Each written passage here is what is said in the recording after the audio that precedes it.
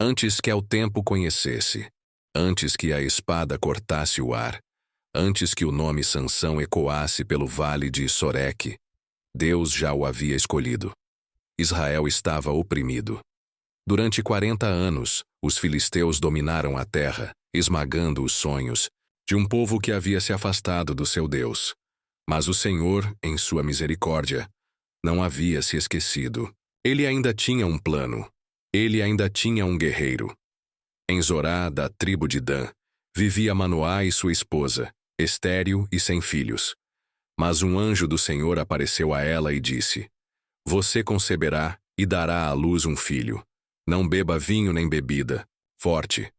Não coma coisa impura, porque este menino será consagrado a Deus desde o ventre. Ele começará a livrar Israel das mãos dos filisteus. Sansão nasceu com um propósito. Não era um homem comum. Desde o ventre, era um nazireu. Sua força não vinha dos músculos, mas da aliança com Deus. Sua força era um símbolo da fidelidade, da obediência, da separação. Enquanto o cabelo estivesse intacto, sua missão estava viva. E sua força, incomparável. Cresceu o menino, e o Senhor o abençoou.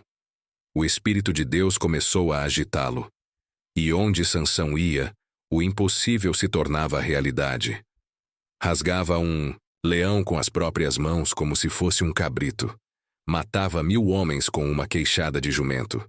Despedaçava amarras como se fossem fios de linho. Ele era o terror dos filisteus.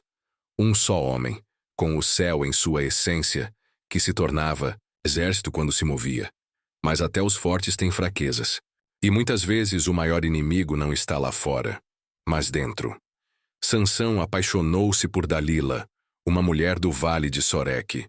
Os príncipes filisteus a procuraram com uma proposta. Descobre o segredo da força de Sansão. E cada um de nós te dará 1.100 moedas de prata. Dalila tinha beleza, tinha charme, mas não tinha aliança. E foi com doces palavras e jogos de sedução que ela começou sua missão.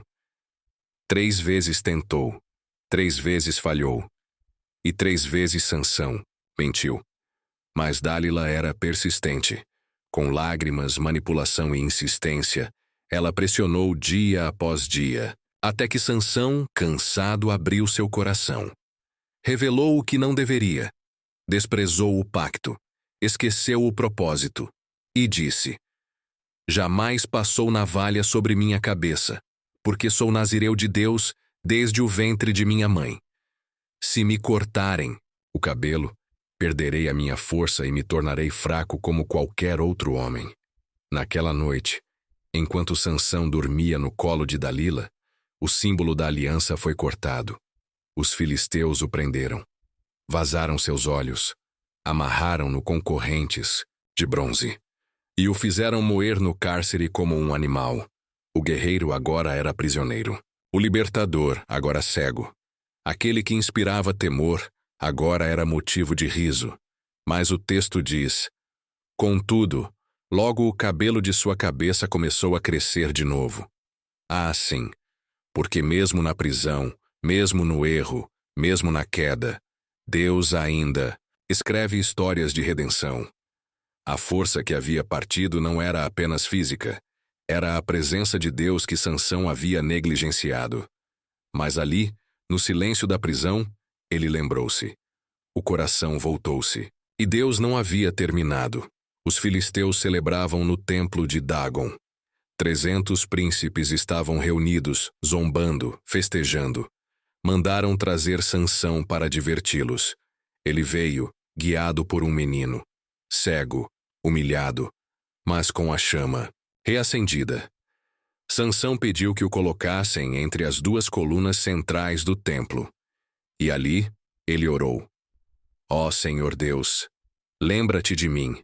Dá-me força mais uma vez, só esta vez, ó Deus, para que eu me vingue dos filisteus por causa dos meus olhos.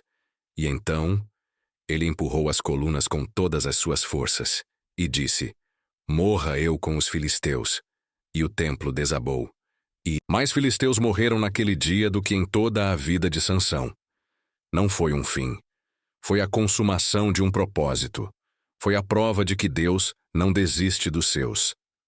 A história de Sansão é mais do que um relato antigo. É uma mensagem viva. Uma advertência e uma promessa. Um espelho da nossa caminhada. Quantas vezes nos esquecemos do propósito? Quantas vezes trocamos o chamado por um momento de prazer?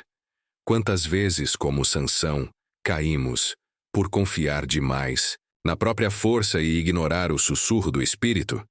Mas também, como Sansão, podemos nos levantar, porque a queda não é o fim. Enquanto houver vida, há esperança. Deus não se esquece da aliança. E mesmo que tenham cortado o cabelo, Ele pode fazer crescer de novo. Ele pode restaurar. Ele pode usar até as nossas fraquezas para cumprir o seu plano. Sansão não morreu um derrotado. Morreu como um instrumento de juízo. E sua história ecoa até hoje dizendo: não desista. Ainda há tempo. Clame mais uma vez. A força virá. Nos dias de hoje, há muitos que se sentem como Sansão, prisioneiros dos próprios erros, cegos, enfraquecidos, longe de Deus. Mas esta história grita: você ainda pode ser usado. Ainda há redenção. Ainda há propósito. O inimigo pode ter rido, pode ter te acorrentado, pode ter te envergonhado, mas o cabelo pode crescer novamente.